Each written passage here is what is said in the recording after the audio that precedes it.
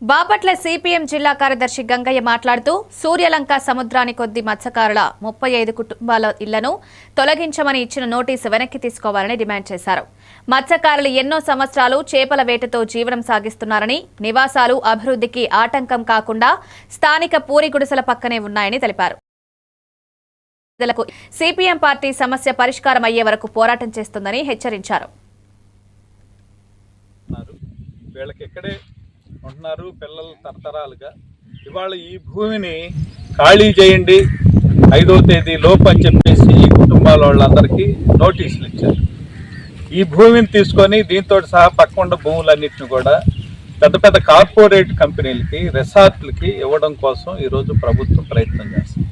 మేము ఒకటే అడుగుతున్నాం, పేదల జీవితాలని నాశనం చేసి కార్పొరేట్ కంపెనీలని బాగు చేయడానికి ఈ ప్రభుత్వం ఉందా అని చెప్పేసి అడుగుతున్నాం. సముద్రం మీద చేపల వేటో లేకుంటే ఇక్కడ ఉండేటువంటి టూరిస్టులకి చిన్న చిన్న వ్యాపారాలు ఇవన్నీ చేసి వాళ్ళు బ్రతుకుతారు. వీళ్ళని ఇక్కడే ఉంచాలి. దానికోసం సిపిఎం పార్టీగా వీళ్ళకి అండగా ఉంటాం. ఇక్కడి నుంచి కదిలించొద్దని చెప్పేసి మేము డిమాండ్ చేస్తున్నాం. ఈ పేదలు ఉండేటువంటి ఎకరాన్ని వీళ్ళకే వదిలేసి అవతల ఉన్నటువంటి భూముల్ని ప్రభుత్వం తీసుకుంటే లేకుంటే ఇంకెవరికి ఇస్తారు, అది వాళ్ళ ఇష్టం. అందుకని దీన్ని కదిలించొద్దని, అట్లనే వీళ్ళు చేసేటువంటి పోరాటాలకి వీళ్ళకి మద్దతుగా మేము ఉంటామని చెప్పేసి తెలియజేస్తున్నాం.